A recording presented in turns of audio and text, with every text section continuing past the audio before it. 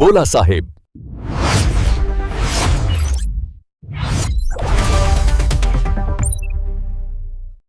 बळीराजाचा सेनापती म्हणजे ज्योतिबा. आपली आई म्हणत असते की इडापिडात तळू द्या आणि बळीचं राज्य येऊ दे.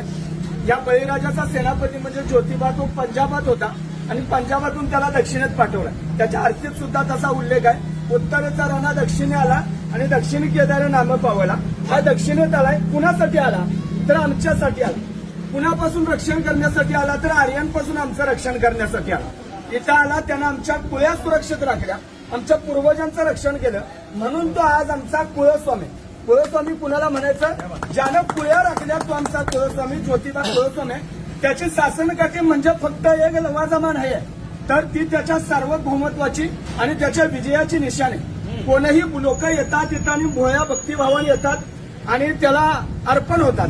महत्वाचा मुद्दा असा की या बळीराजाचा सेनापती ज्योतिबा, त्याचे 7 भागातले खंडणी वसूल करणारे अधिकारी म्हणजे खंडोबा, शेतातला महसूल गोळा करणारे अधिकारी म्हणजे म्हसोबा, आणि इथनं कोकणात ज्यावेळी माल घेऊन जायचे लोक त्यावेळी जर ज्योतिबाला टॅक्स दिला नाही तर ज्योतिबाला खेटे घातले जायचे.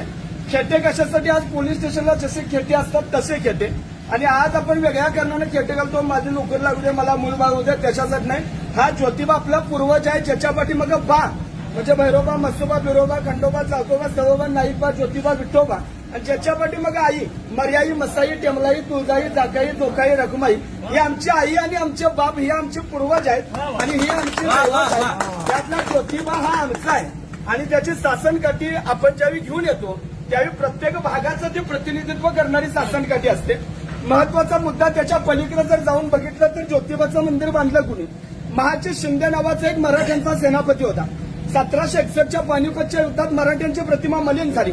ती प्रतिमा धुवून काढण्याचं काम गयात माळ असणाऱ्या वारकऱ्यानं धुवून काढलं. त्या वारकऱ्याचं नाव म्हणजे महाजी शिंदे, ज्यांना पाटील बाबा म्हणत. त्या महाजी शिंदेची दहशत एवढी होती की त्यांनी ताजमहलचा वापर, आज लोक फिरायला जातात, जगातलं 7वं आश्चर्य आहे, पण तरी सुद्धा त्या ताजमहलचा वापर त्यांनी करवा मुठी ठेवण्यासाठी केला होता. एवढी दहशत की दिल्लीचा सुलतान कोण हे ठरवायचं आमचा महाजी बाबा. हे महाजी बाबा एकदा रत्नागिरीत मोहिमेवर होते आणि मोहिमेवर असताना त्यांना यश मिळत नव्हतं पोर्तुगीजांच्या विरोधात. ते नवस बोलले की तेव्हा मला या मोहिमेत यश मिळू दे, मी तुझा देवस्थान या ठिकाणी कोल्हापूरला निर्माण करतो. आणि म्हणून रत्नागिरीतला देव म्हणून या गावाचं नाव आहे वाडी रत्नागिरी. रत्नागिरीतला ज्योतिबा इथं येऊन बसले. ज्योतिबा हे या गावाचं नाव नाही, ज्योतिबा हे या देवाचं नाव आहे. ज्योत, ज्योत म्हणजे ज्योत आहे, ते ज्योत म्हणजे नांगर. हा शेतकऱ्यांचा, कष्टकऱ्यांचा राजा आहे.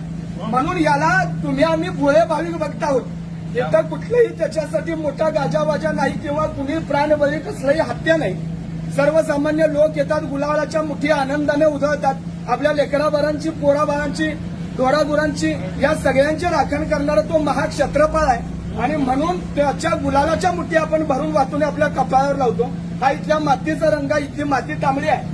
ही तांबडी माती म्हणजेच ते गुलालाचं प्रतीक आहे. म्हणजे आपल्या देवतांचं एक स्थिरीकरण आहे. कसं आहे तर कुणाचा गुलाल आहे, कुणाचा बुक्का आहे, कुणाचा अष्टगंध आहे, कुणाचा भंडार आहे, कुणाचं चौंड काय वाजवायचं, कुणाचं पकवाज आहे, कुणाची दिमडी आहे, कुणाची ढोलकी आहे, कुणाचा उदो आहे, कुणाचा चांगभला आहे. आता चांगभला म्हणजे काय तर पंजाबात एक शब्द आहे चंगा भला.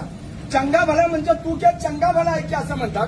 तर चंगा भला म्हणजे उच्च दर्जाचा, आणि तो अपभ्रंश होऊन या ठिकाणी तो नामघोष तयार झालेला आहे की ज्योतिबाच्या नावानं, ज्योतिबाच्या नावानं, ज्योतिबाच्या नावानं.